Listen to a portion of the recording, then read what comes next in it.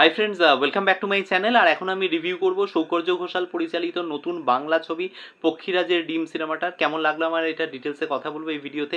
Request একটাই, ভিডিওটা শুরু থেকে শেষ পর্যন্ত দেখবেন এবং যদি কোনো কিছু ভালো লেগে থাকে ভিডিওটাকে লাইক, শেয়ার এবং চ্যানেলটাকে সাবস্ক্রাইব করে নেবেন। তো একটাই জিনিস বলবো, সেটা হচ্ছে যে কল্পবিজ্ঞানের গল্প বাংলাতে মানে খুবই অল্প হয়, খুব কম হয়। তো সেইখান থেকে দাঁড়িয়ে এটা একটা ব্যতিক্রমী ছবি এবং সৌকর্য ঘোষাল কিন্তু এই ধরনের ছবি আগেও করেছেন। রেনবো জেলি, যেখানে কিন্তু আমরা কল্পবিজ্ঞান এবং তার সাথে হচ্ছে ফুড ফ্যান্টাসি এইগুলোকে একসাথে দেখতে পেরেছিলাম। একটা অসাধারণ ছবি, খুব আন্ডাররেটেড একটা ছবি এবং শ্রীলেখা মিত্রর দুর্ধর্ষ পারফরমেন্স ছিল। এখানে কিন্তু সেই একই মানে ফ্র্যাঞ্চাইজ তৈরি করা হয়েছে ঠিকই, সেই ক্যারেক্টারগুলোকে নেওয়া হয়েছে ঘোতন বা এগুলো, কিন্তু মানে ওভারঅল কিন্তু সেই গল্পের কন্টিনিউয়েশন নয়। এখানে ঘোতনের ক্যারেক্টারটা যেটা হচ্ছে, সে একটি গ্রামে এসে পড়েছে, কুসুমপুর অর কুসুমগঞ্জ, এক্স্যাক্টলি আমার নামটা মনে পড়ছে, আকাশপুর বা এরকম কিছু। তো সেই গ্রামে আসার পরে সে কিন্তু ওই গ্রামে স্কুলে ভর্তি হয়েছে এবং সেই স্কুলে সে মাধ্যমিক পরীক্ষা দিতে পারছে না, সে প্রিলিমিনারি টেস্টে ফেল করে গেছে এবং সেখান থেকে অঙ্কে ফেল করেছে। এবং সেখান থেকেই তার যে অঙ্কের টিচার, সেই অঙ্কের টিচার কাছেই কিন্তু বটব্যাল বাবু তার কাছে গিয়ে সেই রিকোয়েস্ট যে যাতে তাকে রিঅ্যাপিয়ার করতে দেওয়া হয় টেস্টে।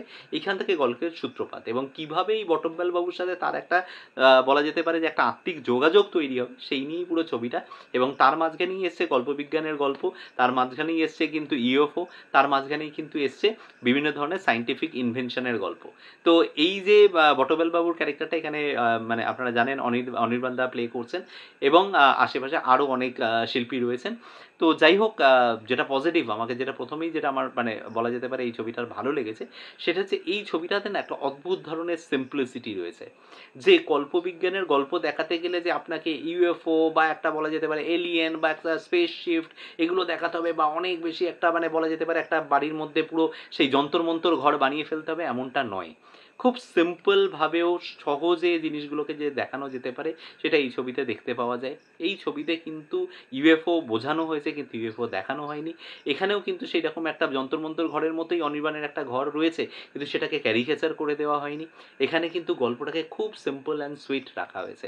এই জিনিসটা আমার বেশ ভালো লেগেছে। ঘোতন বড় হয়েছে, তার একটা লাভ ইন্টারেস্ট ক্রিয়েট হয়েছে পপিন্সের প্রতি, এবং সেই জিনিসটাকে যতটা মার্জিত উপায়ে রাখা যেতে পারে, একটা কৈশোর বয়সের প্রেমকে ঠিক যতটা মানে শালিত উপায়ে দেখানো যেতে পারে, সেই জিনিসটা কিন্তু এখানে দেখানো হয়েছে। এবার চলে আসি, সেটা হচ্ছে যে এই ছবিতে পারফরমেন্স প্রসঙ্গে ঘোতনের চরিত্রে যে ছেলেটি অভিনয় করছে, সেই ছেলেটি অসাধারণ অভিনয় করেছেন। একটু আইকিউ লেভেল কম এরকম ধরনের একটা ক্যারেক্টার দারুণভাবে প্লে করেছে। এবং অনির্বাণের আমার যেটা ভালো লেগেছে, যে অনির্বাণ ভট্টাচার্য এই ছবিতে না কিছু ওভারডু করার চেষ্টা করেননি, তিনি নিজেকে ছাপিয়ে যাওয়ার চেষ্টা করেননি, তিনি ক্যারেক্টারটার মধ্যে থাকার চেষ্টা করেছেন, এবং যেটা which is the best part of the film, যে কারণে অনির্বাণের ক্যারেক্টারটা অনেক বেশি প্রাসঙ্গিক, অনেক দেখতে ভালো লেগেছে। স্কুলের একটা খ্যাপাটে স্যার, সে যে ধরনের এক্সপেরিমেন্টেটিভ কাজকর্ম করে সেটা অনেক বিশ্বাসযোগ্য লেগেছে তার ক্যারেক্টারটাতে, একবারে ওভার দ্য টপ লাগেনি, যেটা তার অনেক অভিনয়ের ক্ষেত্রেই আমার মনে হয় যে অনেক সময় ওভার দ্য টপ করেন, কিন্তু এই ছবিটাতে না ভীষণ তিনি কিন্তু মানে কন্ট্রোলড, মানে ওভার দ্য টপ করার কোনো চেষ্টা উনি করেননি। একটা হিরোইক মোমেন্ট আছে একবার যখন উনি একটা বন্দুক কেড়ে নেবেন আর কি, সেটা রয়েছে, কিন্তু সেই জায়গাগুলো কোথাও উনি ওভারডু করেনি। ভীষণ বলা যেতে পারে একটা বলা যেতে পারে খুব শাটল একটা ক্যারেক্টার উনি প্লে করেছেন। এবং তার সাথে যেটা, সেটা হচ্ছে তার একটা ইমোশনাল পার্টও আছে, সেটা আমি যাচ্ছি না সেই জায়গাটায়। তো সেই জায়গাটা বেশ ভালো।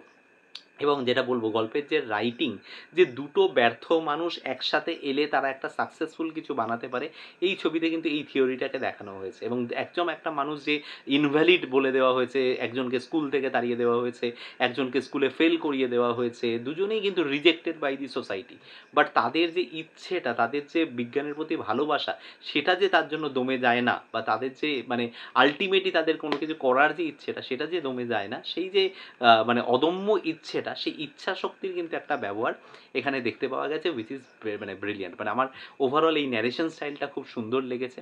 আরও একটা জিনিস বলবো, সেটা হচ্ছে যে ছবিতে গানের ব্যবহার রয়েছে, এবং স্পেশালি অনির্বাণের নিজের গলা একটা গান রয়েছে, সেই গানটা বেশ ভালো, খুব শুনতে ভালো লাগছে, খুব ইন্টারেস্টিং লাগছে গল্পের মানে প্রেক্ষিতে। আরও একটা জিনিস বলবো, সেটা হচ্ছে যে এর সাথে কিন্তু একটা প্যারালাল ফোর্স, মানে একটা একটা বলা যেতে পারে একটা উনি সম্ভবত আমাদের বাঘা যতীনে বা কোনো একটা সিনেমাতে আমি দেখেছিলাম যে উনি ছিলেন আর কি একজন ফরেন আর্টিস্ট, সম্ভবত নীল ওর নাম। তো ওর পাশাপাশি যেটা দেখানো হয়েছে, অনুজয় খুব ইম্পর্টেন্ট একটা ক্যারেক্টার প্লে করছে। এরা হচ্ছে একটা অ্যান্টি সোর্স, যারা কিন্তু বেসিক্যালি ওই পক্ষীরাজের ডিমটাকে, বেসিক্যালি ওই স্ফটিকটাকে আর কি খোঁজার চেষ্টা করছে। তো সেইটা রিলেটেডও একটা গল্প কিন্তু প্যারালালি চলেছে, যেটা কিন্তু খুব রিয়েলিস্টিক। আজকের ডেটে কিন্তু যে কোনো এরকম বলা যেতে পারে যে একটু সমাজবিরোধী যারা একটুখানি মানে এইসব লোককে চমকে চামকে যাদের সংসার চলে আর কি, তাদেরকে গিয়ে একটা টাকার অফার করছে একটা বিদেশি একটা এজেন্সি থেকে এসে, এবং তারা কিন্তু নিজের দেশের একটা সম্পদকে বেচে দেওয়ার চেষ্টা করছে। সেটা মানে একটা যে প্যারালাল যে একটা গল্প তৈরি হয়েছে না, সেই জিনিসটাও খুব সুন্দর ওয়ার্ক করছে। শুধুমাত্র যে এটা একটা কল্পবিজ্ঞানের গল্প এবং সেখানে শুধুমাত্র যে ফ্যান্টাসি সমস্ত কিছু দেখানো হচ্ছে তা নয়, আর একেবারে শুধুমাত্র যে বাচ্চাদেরকেই কেটার করবে গল্পটা এমনভাবে লেখাটাও নয়।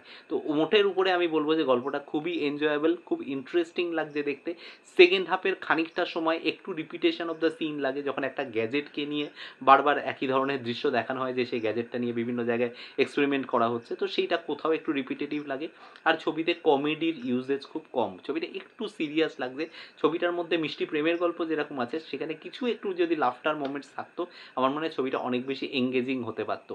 এখানে কখনো কখনো আমি দেখছিলাম বাচ্চাদের রিয়াকশনসগুলো ফলো করছিলাম, প্রচুর বাচ্চা গেছিলো আজকে দেখার জন্য, তোরা কোনো কোনো জায়গায় একটু ডিসকানেক্টেড হয়ে যাচ্ছিলো।